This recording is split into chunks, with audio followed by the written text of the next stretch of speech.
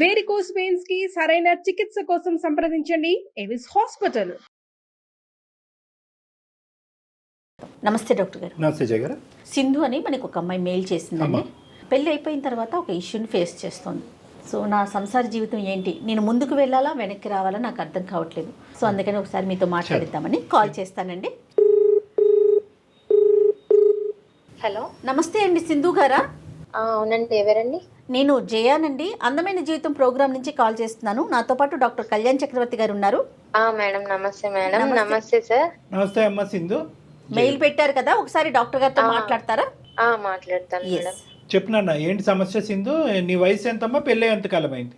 నాకు 27 years sir present. Okay. నాకు marriage అయ్యి 2 years అయింది. 2 years అయింది. 2 years అయింది సార్. మాది లవ్ మ్యారేజ్. అయితే మా హస్బెండ్ నన్ను చాలా బాగా చూసుకునేవాడు. ఫస్ట్ లో చాలా అంటే చాలా బాగా ఉండేవాళ్ళం. అసలు నాకు ఇట్లాంటి లైఫ్ వస్తుందని చెప్పి నేనైతే అసలు ఎక్స్పెక్ట్ చేయలేదు. బట్ తను సడన్ గా ఒక 4 months నుంచి నాతో అంటే అసలు ఎవరో తెలియని పర్సన్ తో ఉంటున్నాను అన్న ఇది ఫీల్ తో ఉంటున్నాడు సార్. నన్ను ఇగ్నోర్ చేస్తున్నాడు, బాగా దూరం పెట్టేస్తున్నాడు. మాట్లాడడానికి కూడా కష్టం అయిపోతుంది తనకి. ఇగ్నోర్ చేస్తున్నాడు, మాట్లాడట్లేదు, ఒక పరాయి వ్యక్తిలా చూస్తున్నాడు నిన్ను. చూస్తున్నాడు సార్. అడిగినా గానీ నీ పని ఇది, నా పని నాది అంటున్నాడు. తన కోసం నేను 2 times సూసైడ్ అటెంప్ట్ కూడా చేసుకున్నాను సార్ నేను. ఎందుకమ్మా సూసైడ్ అటెంప్ట్ ఎందుకు? అంటే తను ఇట్లా చేస్తుంటే నాకు అసలు ఉండబుద్ధి కావట్లేదు సార్. తను నాకు చాలా ఇచ్చేస్తున్నాడు. ఎందుకు ఇట్లా చేస్తున్నాడు? కానీ కారణం ఏం చెప్పలేదమ్మా? అడిగేవా కారణం ఏంటండి అని? బహుశా అడుగుంటారుగా మీరు సింధు.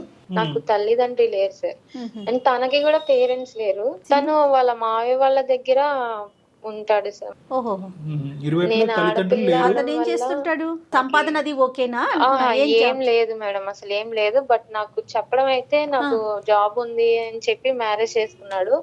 నేను కూడా చాలా హ్యాపీగా ఫీల్ అయ్యాను. కాదమ్మా సింధు, లవ్ మ్యారేజ్ అని చెప్తున్నారు కదా, అతను ఏం చేశాడు ఏంటి మరి? నిజం చెప్తున్నాడా అబద్ధం చెప్తున్నాడా తెలుసుకోలేకపోయారా మీరు? మేడం నేను అవన్నీ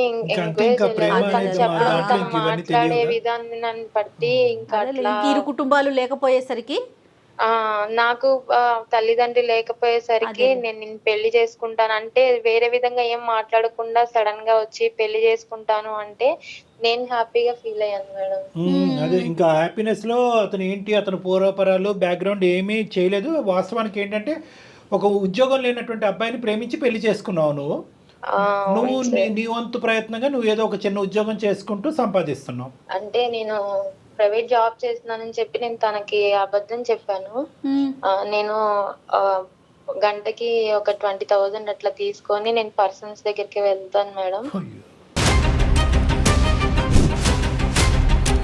అది మా తల్లిదండ్రులు లేని దాని మూలాన నాకు ఎవరు చూసేవాళ్ళు లేక నా పరిస్థితులను బట్టి నేను చేసుకోవాల్సి వచ్చింది. ఎప్పటి నుంచి ఇలాంటి పనులు చేస్తున్నావు? నేను ఒక 6 years నుంచి చేస్తున్నాను మేడం. అతను ఉద్యోగం చేయట్లేదు అన్నది నీకు తెలీదు, నువ్వు ఇటువంటి వ్యాపారంలో ఉన్నావని అతనికి తెలియదు కదమ్మా? తెలియదు సార్. కానీ వాస్తవానికి నిరుద్యోగం దాచిపెట్టే దానికంటే ఇలాంటి ఉద్యోగం దాచిపెట్టడం అన్నది, ఇలాంటి వ్యాపారం దాచిపెట్టడం అన్నది పెద్ద ఇష్యూ కదమ్మా. సార్ ఫస్ట్ మేము మ్యారేజ్ చేసుకున్నప్పుడు నేను పెళ్ళైతే నాకు ఇట్లాంటి ఇబ్బందులు ఏమి ఉండవు, నేను అసలు ఇట్లాంటివి చేయాల్సిన అవసరం ఉండదు, తను మంచిగా చూసుకుంటాడు కదా, తనకి జాబ్ ఉంది కదా, నాకు ఇంకా ఇట్లాంటి కర్మ ఉండదు అనుకొని నేను మ్యారేజ్ చేసుకున్నాను సార్. కానీ నాకు మ్యారేజ్ చేసుకున్న తర్వాత తెలిసింది ఏంటంటే తనకి అసలు ఏం లేదు సార్. తను వాళ్ళ ఇంటికి వెళ్తే తినడానికి ఫుడ్ కూడా లేదు సార్. మాకు మ్యారేజ్ అయిన తర్వాత తెలిసింది తనకి జాబ్ గానీ ఏమీ లేదు. మా ఫ్యామిలీ పరిస్థితి అంతంత మాత్రం, తను ఏం చెయ్యడు, జాబ్ కి సర్చింగ్ లో ఉన్నాడు అంతే సార్. అతని పేరేంటమ్మా? సింధు. శేఖర్. శేఖర్ గారికి పెళ్ళైన తర్వాత జాబ్ వచ్చిందా? జాబ్ వస్తే ఎంతకాలం తర్వాత? రీసెంట్ గా వచ్చింది సార్. 4 months అవుతుంది, 4.5 months అవుతుంది. తనకి జాబ్ వచ్చింది అని తెలిసినప్పుడు నేను వెంటనే ఈ విషయం తనతో షేర్ చేసుకున్నా. నేను ఇంక తప్పు చేయకూడదు, ఇప్పుడు దాకా చేసింది. కాదమ్మా సింధు, ఇంకొక చిన్న విషయం. ఇప్పుడు నువ్వు పెళ్ళైన తర్వాత కూడా కంటిన్యూ చేసావా ఆ పని? చేశాను మేడం, నా పరిస్థితులను బట్టి చేయాలి. పరిస్థితులు పాడుగాను.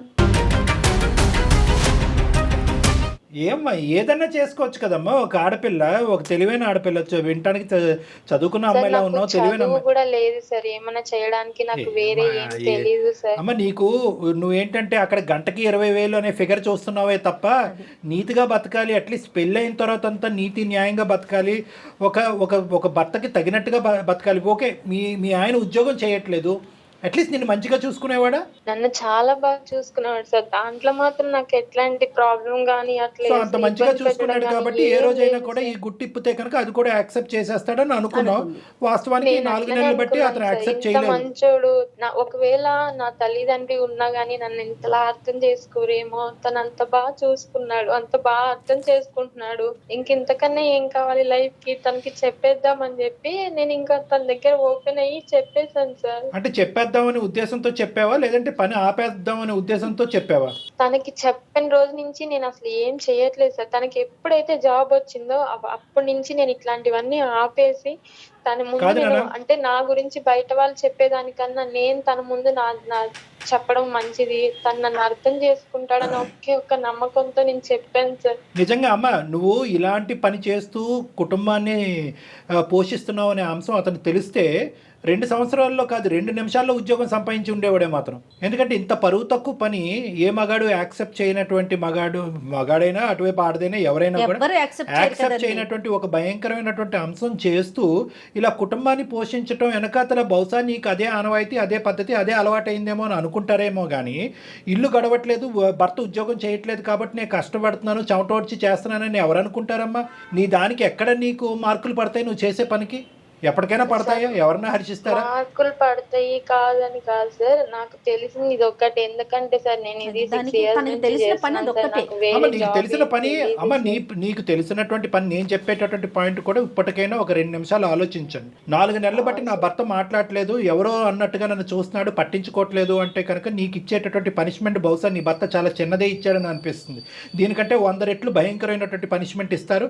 ఒక్క నిమిషం కూడా నీ కళ్ళెదురుకుంటా నిలబడరు, లేదంటే అతను నీ కళ్ళెదురుకుంటే అతను నిన్ను ఉంచుకోడు. కానీ ఇక్కడ ఆ మనిషికి ఎంతో ఓపిక ఓర్పు ఉంది, అదృష్టం బాగా లేక ఉద్యోగం రాలేదే అని అనిపిస్తుంది. కానీ నువ్వు ఇక్కడ చూసేది ఏంటంటే గంటకి 20,000 ఉద్యోగం చూస్తున్నావు.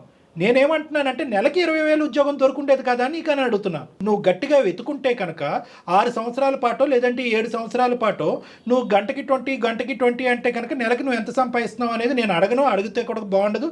నేను సంస్కారవంతుని, నేను ఆ మాట అడగను. ఎక్కడికి వెళ్ళినా నాకు జాబ్ అనేది ఎవరు ఇవ్వట్లేదు సార్. ఇన్ కేసు బయటకు తెలిసిన వాళ్ళు అది ఎవరు పూర్తిగా నీ ప్రయత్న లోపమేనమ్మా. అమ్మ మాట్లాడద్దు. మీ ఆయన అదృష్టం లేక ఉద్యోగం రాలేదు, అతను అలా కష్టపడ్డాడు.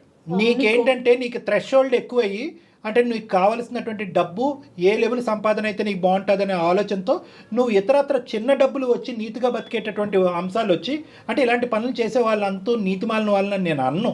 అది కూడా వాళ్ళ అవసరం రీత్యా అది ఒక విధమైనటువంటి ఒక కష్టం, ఒక విధమైనటువంటి వ్యాపారం.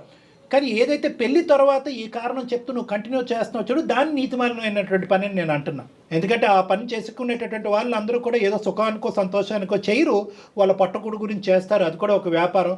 దాన్ని కూడా కొన్ని లీగల్ గా కొన్ని ఇల్లీగల్ గా. పొట్టకూటి కోసమే చేసుకున్నాను సార్. నా తల్లిదండ్రి ఉంటే నాకు చదివిచ్చే వాళ్ళు, నేను ఉద్యోగం చూసుకునేదాన్ని. నాకు చదువు లేని వాళ్ళు ఎవరు బతకట్లేదమ్మా సమాజంలో. నేను దాన్ని నమ్ముకునే బ్రతికాను. అసలు ఆ మాట చెప్పొద్దు. సింధు వినాలి. 2 things ఇక్కడ. ఒకటి, పెళ్లికి ముందు నువ్వు చెప్పినటువంటి కథని నేను హర్షిస్తాను. ఓకే, చదువు లేదండి, తల్లిదండ్రులు లేదండి, పట్టుకూడు గురించి అండి, బతకాలండి, తప్పదు కదండి, అక్కడి వరకు నాకు అర్థం. పెళ్ళి అయిన తర్వాత నీ ఆలోచన, నీ ఉద్యోగం, నీ వ్యాపారం, నీ అభిప్రాయం ఎంత అయితే ఇంపార్టెంటో అది సమతూగేటటువంటి విధంగా నీ భర్త యొక్క ఆలోచన కూడా అక్కడ ఇంపార్టెంట్. అదే ఒక పెద్ద సముద్రం లాంటి మనసు ఉండేటటువంటి భర్త వచ్చి ఓకే నేను ఎలాగ చేయట్లేదు, నువ్వు కూడా ఆ వ్యాపారం చేసుకో అని అంటే కనుక అది వేరే విషయం. ఏ మొగుడు అంటాడు, ఏ మగాడు అంటాడు. నేను ఇందాక అన్న మాట మళ్ళీ ఒకసారి రిపీట్ చేస్తున్నాను. నువ్వు నిజంగా ఇలా పక్కదో పట్టి ఈ విధమైనటువంటి వ్యాపారం చేసేటటువంటి క్రమం అయితే కనుక ఒక 2 minutes చాలు అతను ఉద్యోగం సంపాదించడానికి. వెళ్ళి రిక్షా లాగేస్తాడు, లేదంటే ఆటో నడిపేస్తాడు. కానీ నువ్వు అలా అనుకోలేదు. అడుక్కొని తీసుకొచ్చైనా భార్యని బతికించుకోవాలనుకుంటారు. మనసుంటే మార్గం ఉంటుంది. చదువు లేని వాళ్ళందరూ ఇదే వృత్తిని తీసుకుంటున్నారా చెప్పు? సమాజంలో చదువు లేని వాళ్ళు లేరా? అదే నీకు ఒక వృత్తి కింద అయిపోయింది అంతే. ఇంకా అంతకు మించి నువ్వు బయటికి రాలా, ఆలోచించలా. ఏంటి డాక్టర్ గారు అంతేనా? అంతే, వచ్చేటటువంటి కంఫర్ట్ జోన్ ఒకటే చూసుకున్నావు కానీ దీనికి ఆల్టర్నేటివ్ ఏంటి అనేది ఇంకో ఆలోచించలా. నీట్గా బతకచ్చా, లేదంటే మనకు మనలాంటి స్థానంలో ఉండేటటువంటి చాలా మంది పెళ్ళైనటువంటి ఆడవాళ్ళు భర్తలు ఉద్యోగం చేయకపోతే కనుక అందరూ కూడా ఇలా పక్కదో పడుతున్నారా? సో ఇక్కడ ఏంటంటే బేసిక్గా జయ గారు నేను చెప్పేది ఏంటంటే ఇంకో డైరెక్షన్లో నీ కష్టం మేము కాదనట్లేదు. నీ తిండి గురించి మేము ఎలా మాట్లాడుతాం, నీ పొట్టకూటు గురించి నువ్వు కష్టపడ్డాను అని అంటున్నావు. కానీ at the end of the day ఏంటంటే ఆల్టర్నేటివ్ పాత్వేస్ అనేది ఇంకో ఏమైనా ఇతరత్ర దారులు ఉన్నాయని నేను సంపాదించడానికి. ఒకప్పుడు ఇప్పటి వరకు గడిచిపోయింది, అడిగేటటువంటి వాళ్ళు లేరు, ప్రశ్నించేటటువంటి వాళ్ళు లేరు, ఇది ఒక వ్యాపారం అన్నట్టుగా నువ్వు కంటిన్యూ అయిపోయావు. ఇది భర్తకు తెలిస్తే, ఇంత ప్రేమించినటువంటి భర్త 2 నిమిషాల్లో నన్ను రోడ్డు మీద వేస్తే పరిస్థితి ఏంటి? ఎక్కడి నుంచి అయితే నా జీవితం మొదలైందో అక్కడే ఎండ్ అయినట్టు అవుతుందిగా. స్నేహం వల్లనో ఎందుకు అట్లా అయిపోయిందో నాకు అర్థం కాలేదు సార్. సరే ఇక్కడ అమ్మ ఇప్పుడు అట్లీస్ట్ ఇప్పటికైనా నీకు కనువిప్పు కలిగింది. ఇక్కడ అదృష్టం ఏంటంటే చేసిన తప్పు ఒప్పుకుంటున్నాను సార్. నాకు మా హస్బెండ్ కావాలి, తనతో లైఫ్ కావాలి అని అనుకుంటున్నాను కాబట్టి నేను మిమ్మల్ని వెల్ అది అందమైన జీవితం చేతుల్లో లేదది.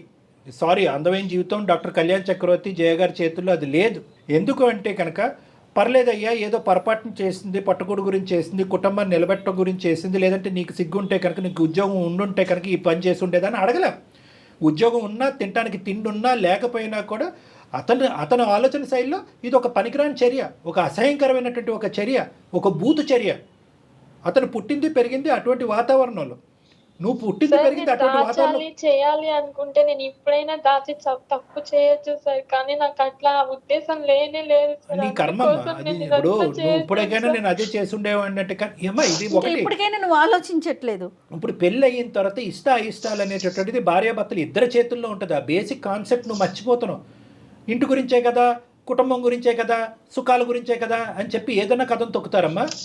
ఇప్పటికీ తనకు అదే ఆలోచనలో అదే నేను చేస్తుండేదాన్ని అంటే ఇప్పటికైనా నువ్వు బయటపడాలని ఆలోచించమ్మా. నీకు ఏ స్థాయిలో ఇది ఒక పని కిందే, అంటే ఇది ఒక నీతిమాలిన పని కింద కాకుండా, ఒక చేయకూడనటువంటి పని కింద కాకుండా, ఇది ఒక పని అనే కేటగిరీలో పెట్టి దీని దగ్గర నుంచి డబ్బులు వస్తున్నాయి, ఈ డబ్బులతో మన కుటుంబం నడుస్తుందనే ఆలోచనలోనే ఉన్నాయి. కానీ ఒక థర్డ్ పర్సన్ లేదంటే ఒక సెకండ్ పార్టీ నీతో పాటు జీవితాన్ని పంచుకోవటానికి వచ్చి నిజాయితీగా నిక్కచ్చిగా చాలా ప్రేమాభిప్రాయాలతో ఉండేటటువంటి ఒక వ్యక్తి నీతో పాటు ఉన్నటువంటి వ్యక్తి ఏ విధంగా ఆలోచిస్తారని ఆ పాయింట్ ఆఫ్ వ్యూలో చూడలేకపోతున్నాం.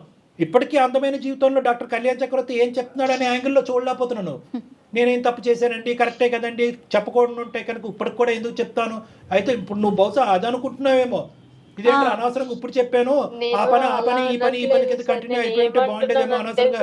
నేను ఆ విధంగా అనట్లేదు సార్. నేను ఒకవేళ ఇప్పుడు తను నాకు లైఫ్ ఇచ్చాడు, తను నన్ను మంచిగా చూసుకుంటాడు అనే నమ్మకంతో నేను తన దగ్గర ఓపెన్ అయ్యాను. నేను ఇట్లా చెప్పడమే తప్పైందా అని నేను అడుగుతున్నాను. చెప్పడం తప్పు కాదమ్మా, వైఖరి తప్పు కాదు డాక్టర్ గారు. ఇప్పటి వరకు ఏదైనా ఒక మంచి పని చేసావు అంటే కనుక అది ఇప్పుడు చెప్పడం 4 నెలల క్రితం. దయచేసి అది దాని ఆ అంశం నుంచి విత్డ్రా అవ్వద్దు. డాక్టర్ గారు నాకు ఇంకొక సందేహం, ఇప్పుడు అతనికే కనుక జాబ్ రాకపోయి ఉంటే కంటిన్యూ అయ్యేదిగా? ఇది ఎల్లకాలం కంటిన్యూ అయ్యేది. అదే నేను ఏమంటున్నానంటే నీ యొక్క మార్పు కండిషనల్ అయిపోయింది. నీ మార్పు ఈజ్ ఈక్వల్ టు అతను జాబ్ రావటం. ఇప్పుడు మాకు కలిగేటటువంటి ఆలోచన భయం ఏంటంటే అతనికి జాబ్ రాకపోయి ఉంటే కనుక ఈ వ్యవహారం నీతిమైనటువంటి వ్యవహారం, కుటుంబం గురించి వ్యవహారం, నా భర్త గురించి నా కుటుంబం గురించి డబ్బులు సంపాదించడం తప్పేంటంటే కంటిన్యూ అయ్యి ఉండేది. రేపొద్దున జాబ్ ఏదో ప్రాబ్లం అవుతుంది, మళ్ళీ కంటిన్యూ చేస్తారా? మీకు పిల్లలు లేరు కదమ్మా? పిల్లలు లేరు సార్ మాకు. నేను ఇది చేసినప్పట్లో నేను సంపాదించిన డబ్బులో నేను 2 ప్రాపర్టీస్ అయితే కొన్నాను సార్. అది మా ఇద్దరి పేరు మీద ఉంది సార్. నేనే ఒకవేళ తనకి జాబ్ వచ్చినా రాకపోయినా ఇది మానేసి మేమిద్దరం సెటిల్ అయితే చాలు, తను నాతో ఉంటే చాలు అని అనుకున్నాను సార్.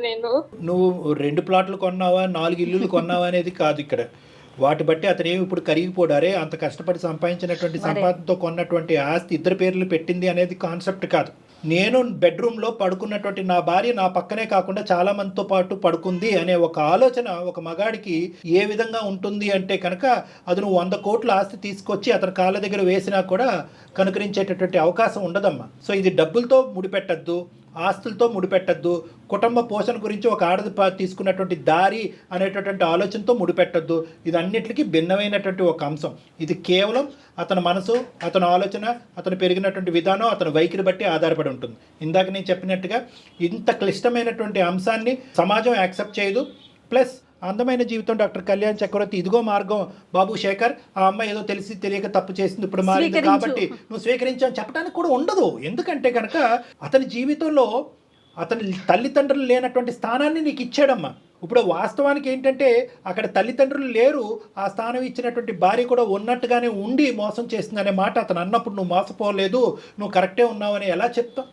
చూద్దాం అతను ఎలా ఆలోచిస్తాడో, నీ అదృష్టం ఎలా ఉందో, నీ తలరాత ఎలా ఉందో. సార్ నేను నాకు నా బాధ చెప్పుకోవడానికి కూడా నాకు ఎవ్వరు లేరు సార్. నేను అందుకోసం మిమ్మల్ని మీ దాకా వచ్చి ఒక్కసారి కావాలంటే నన్ను కొట్టండి, తిట్టండి.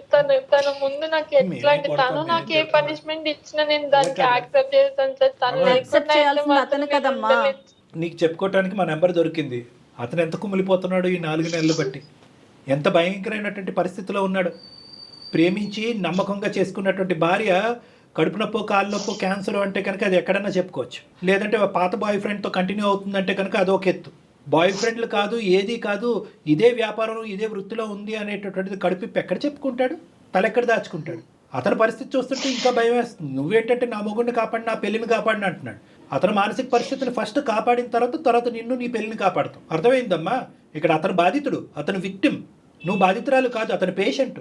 మా పెళ్ళైన తర్వాత నేను చేసే పని వల్ల తనని నేను ఎంత మోసం చేస్తున్నానని నా లోపల నేను చాలా కుమిలిపోయిన రోజులు చాలా ఉన్నాయి సార్. లేదురా నాన్న, తనని ఎప్పుడు నాకు మోసం చేయాలన్న ఆలోచన లేదు సార్ అసలుకి.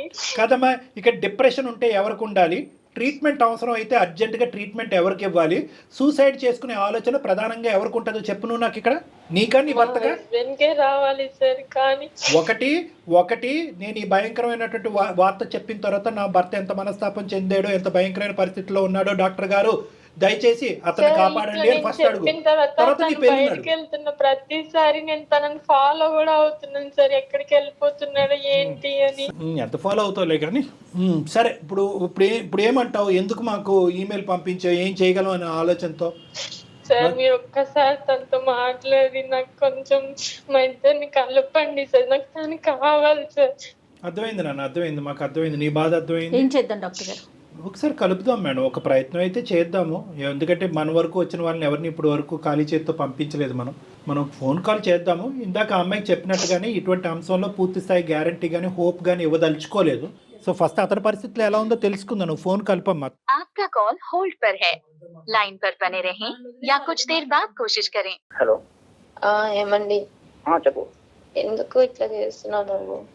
అసలు ఎలా ఉండాలి నీతో? నేను చేసింది నీ దగ్గర నాకు తప్పని నేను ఒప్పుకున్నాను కదా. నాకు నువ్వు కావాలి, నీతో లైఫ్ కావాలి అని చెప్పి నేను నిన్ను అడుగుతున్నాను కదా. కానీ నువ్వు నన్ను ఎట్లా చూస్తున్నావు? మనం కలిసిన ఈ 2 years లో ఎప్పుడు మనం ఎంత మంచిగా ఉన్నది ఒక్క రోజు కూడా గుర్తు రావట్లేదా నీకు? చెప్పు. మనసు చచ్చిపోయింది అసలుకి. ఇప్పుడు మళ్ళీ నన్ను అది రికవర్ చేయమన్నా నా వల్ల కాదు. అసలు యాక్సెప్ట్ చేయలేకపోతున్నాను నీతో. అట్లా మాట్లాడుకురా ఎలా బతకాలా? ప్లీజ్ మా. అసలు ఎలా బతకాలా? నువ్వంటే నాకు ఎంత ఇష్టమో నీకు తెలీదా? చెప్పు. నువ్వుతో మాట్లాడకుండా నిన్ను చూడకుండా నేను ఉండలేను కదా. నువ్వు కావాలని చెప్పి నేను నీ దగ్గరికి వస్తుంటే నువ్వు ఎందుకు ఇట్లా చేస్తున్నావు నన్ను? అసలుకి రోడ్డు మీద ప్రతి ఒక్కరిని అందరిని చూస్తున్నా.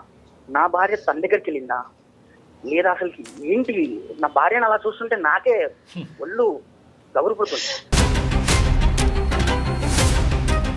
నేను సుమన్ టీవీ వాళ్ళని అప్రోచ్ అయ్యానంటే వాళ్ళకి మెయిల్ పెట్టాను. సార్ అండ్ మేడం లైన్ లో ఉన్నారు, ఒకసారి నువ్వు వాళ్ళతో మాట్లాడు. శేఖర్, చెప్పండి సార్. నా పేరు డాక్టర్ కళ్యాణ్ చక్రవర్తి నాన్న. సుమన్ టీవీ అందమైన జీవితం, బహుశా ఈ కార్యక్రమం గురించి నీకు తెలిసే ఉంటుంది. నమస్తే సార్. నమస్తే నాన్న. సారీ ఇటువంటి పరిస్థితుల్లో నీతో మాట్లాడవలసి వస్తుందని చెప్పి. ఎందుకంటే నీ బాధని ఎటువంటి మాటలలో వర్ణించాలో నాకైతే అర్థం కావట్లేదు. వాస్తవానికి ఈ అమ్మాయి మాకు ఈమెయిల్ చేయకపోయినా బాగుండేది. ఈమెయిల్ చేసి మా ద్వారా అంటే చాలా బలవంతంగా ఈ ఫోన్ కాల్ కలుపమ్మ అతనితో మాట్లాడదామని చెప్పి వచ్చినటువంటి బాధితులు మీ ఉట్టి చేత్తో పంపించే సాంప్రదాయం ఆనవాయితీ మాకు లేదు. కాబట్టి సరే అమ్మ చాలా అయిష్టంగా విముఖంగానే నీకు ఫోన్ కలపమని చెప్పాం. ఎందుకంటే నీ బాధ మామూలు బాధ కాదు. ఆ బాధను సరిదిద్దుకుని ఆ బాధను మర్చిపోయి అవన్నీ వెనక్కి పెట్టేసి పాస్తూ ప్రేమించినటువంటి అమ్మాయి గురించి ఎన్ని త్యాగాలన్నా చేసేసి నువ్వు ముందుకు వచ్చే అని అడగటం నాకు అసలు ఇష్టం లేదు. అది నేను సమర్థించను, అది కరెక్ట్ కూడా కాదు. కానీ ఏదన్నా ఒక తెలియనటువంటి ఒక దేవుడు నీ మనసు లోపల ఉన్నాడా? ఆ దేవుడు కాసేపు ఏమైనా దయదలిచి ఈ దిక్కును కూడా చూస్తాడనేటటువంటి ఆలోచన ఆశతో నీతో ఒక మాట అడగటానికి వచ్చాను. నేను రిక్వెస్ట్ చేయటం అనేది నా బాధ్యత కాబట్టి రిక్వెస్ట్ చేస్తాను. ఒప్పుకోవాల్సినటువంటి బరువు బాధ్యతలు నీ మీద లేవు కాబట్టి ఒప్పుకుంటావు లేవా అనేది నీ ఇంగితానికి, నీ ఆలోచనకి, నీ యొక్క వ్యక్తిత్వానికి వదిలేస్తాను. సార్ ఆల్రెడీ నేను చనిపోయిన శవాన్ని సార్. శవంతో కాపురం చేయాలనుకుంటున్నా సార్ తను. నా వల్ల కాదు సార్, తను వద్దు సార్ నాకు. ఉందామని అడుగుతున్నాను, ప్లీజ్ ఒప్పుకో. నువ్వు నాకు ఎలాంటి శిక్ష చేసినా నేను తీసుకోగలుగుతా. దయచేసి నన్ను వదిలేస్తాను. నువ్వు నాకు వద్దు అంటే మాత్రం నేను బ్రతకలేనురా. నేను మానసికంగా చాలా చచ్చిపోయాను.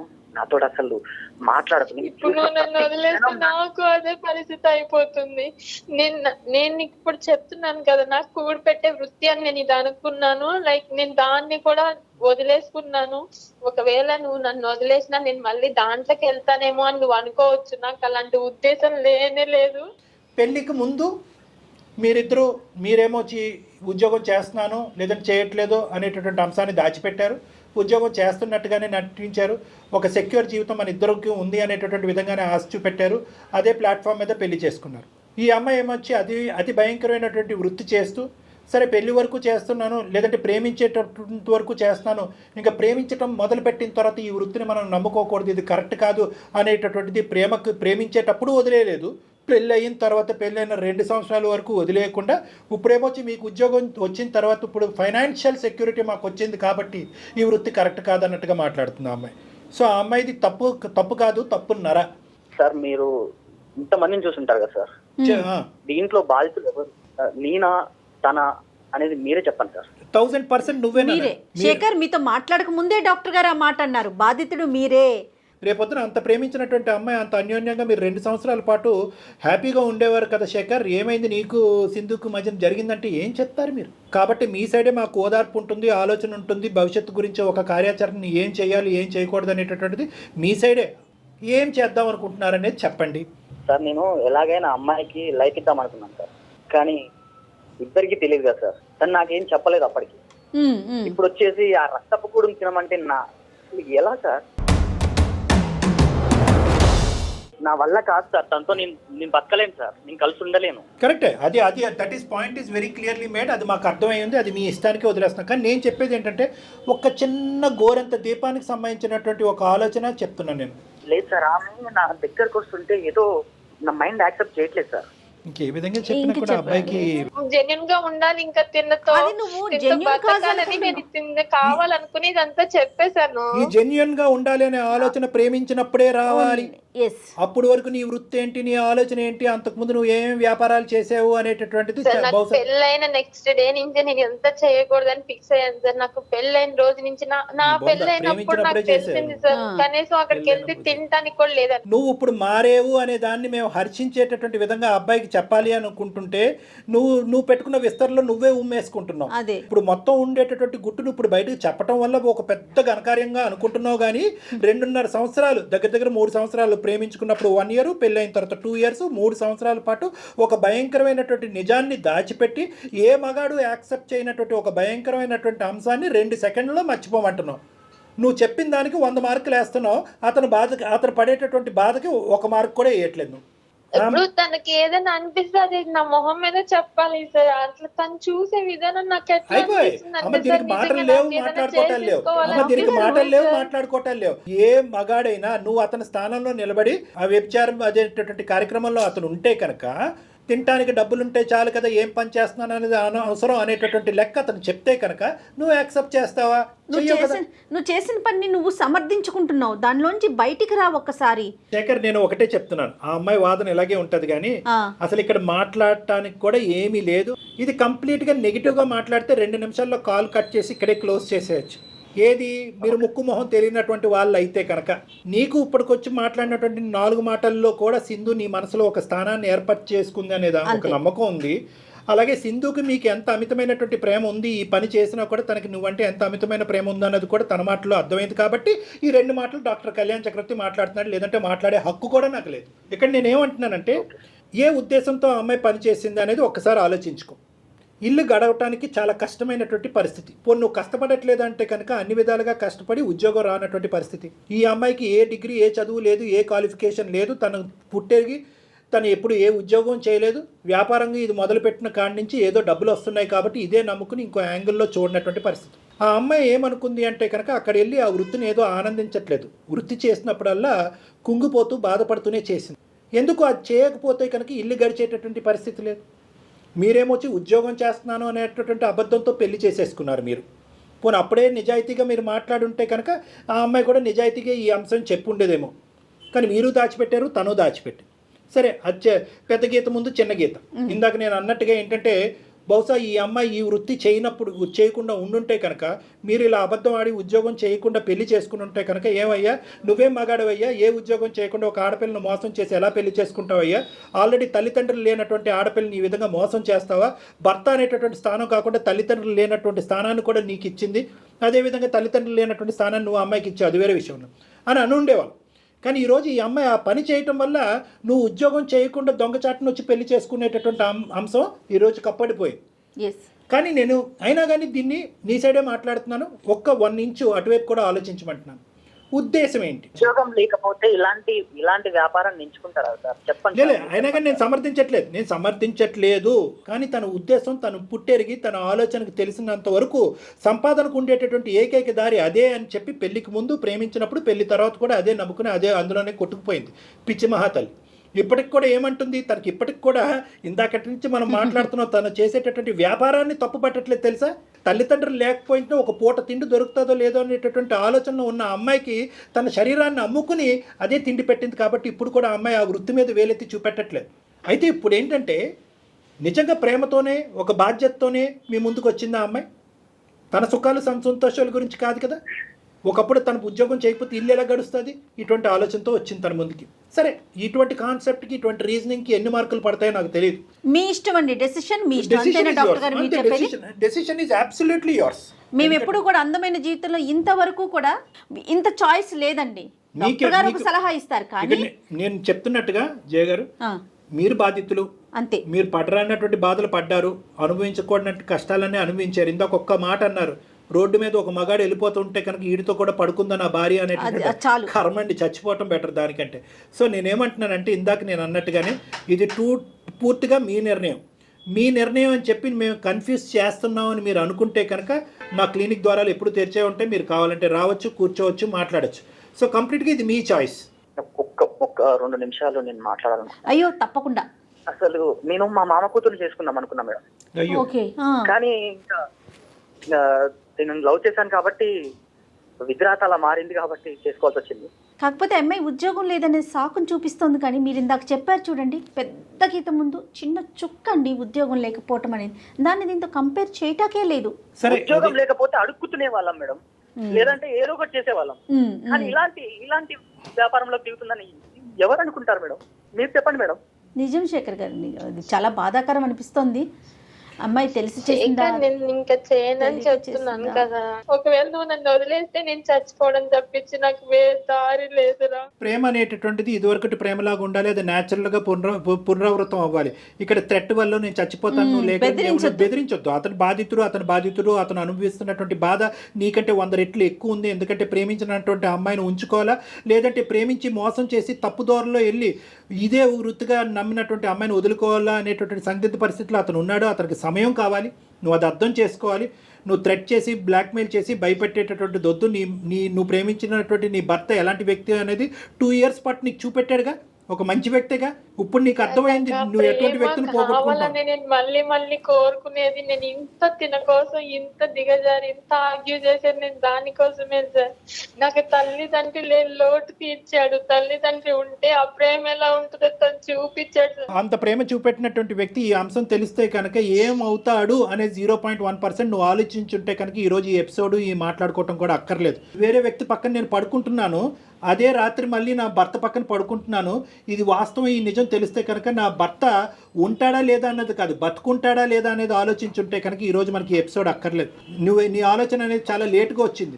ఇప్పటికి కూడా నువ్వేమంటున్నావు అంటే కనుక చెప్పకుండా ఉండుంటే ఏం చేసి ఉంటే, నువ్వు చెప్పకపోతే ఇంకొకరు చెప్పేవారు అప్పుడు.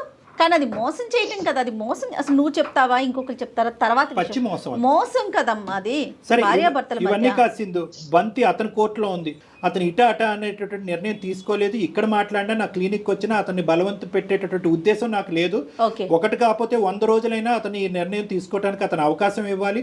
అతను నిర్ణయం తీసుకునేటటువంటి క్రమంలో మీరిద్దరు ఒకే రూఫ్ కింద ఉంటారా, ఒకే ఇంట్లో ఉంటారా, విడివిడిగా ఉంటారా అనేది ఆలోచించుకోండి. అది కూడా మనం ఒకసారి క్లినిక్ కౌన్సిలింగ్కి వచ్చాక మనం మాట్లాడుకుందాం. అప్పటి వరకు అతని మీద బలప్రయోగం చెయ్యొద్దు, బలవంతం పెట్టద్దు. అటువంటి ఆలోచన కూడా నువ్వు విరమించుకో. ఎందుకంటే ఆల్రెడీ అతను చాలా సఫర్ అవుతున్నాడు. 1కి 100 సార్లు నేను బతుకును, నేను చచ్చిపోతాను నువ్వు అంటాం కాదు. అతను బ్రతుకుంటాడా, సూసైడ్ చేసుకుంటాడా ఈ డిప్రెషన్లో అనేది నాకు భయంగా. సో కాబట్టి అతను స్వేచ్ఛగా ఒక నిర్ణయం తీసుకునే దానికి ఒక అవకాశం ఇవ్వు ప్లీజ్. ఇది నీకు నా రిక్వెస్ట్. నువ్వు 2 ద్వారాలు తెరిచి ఉంచాలి. మంచి జరిగితే మంచి జరుగుతుంది, ఇంకోటి జరిగినా కూడా మంచిదే. కలిసి ఉన్నా మంచిదే, కలిసి లేకపోయినా కూడా మంచిదే. దిశ ఏంటి, ఫ్యూచర్ ఏంటి, నీ భవిష్యత్తు ఏంటి, తన భవిష్యత్తు ఏంటి, తన భవిష్యత్తు అనేటటువంటిది నువ్వు తీసుకున్న నిర్ణయం బట్టి తనకు కౌన్సిలింగ్ ఇస్తాను. ఓకే, ఇద్దరు కలిసి అయితే మాత్రం రాకండి. ఫస్ట్ నువ్వు రా, నీ ఆలోచన ఏంటి, నువ్వు ఏ దారిని తీసుకున్నావు, ఏ దారిని ఎంచుకున్నావు అనే దాన్ని బట్టి ఆ అమ్మాయికి తర్వాత నేను కౌన్సిలింగ్ చేస్తాను. ఎందుకంటే ఇక్కడ పెద్దలు ఇన్వాల్వ్ చేయడానికి లేదు, ఇరువైపులో తల్లిదండ్రులు లేరు. సరే సార్. ఓకే శేఖర్. ఓకే అమ్మా సింధు, ధైర్యంగా ఉండు.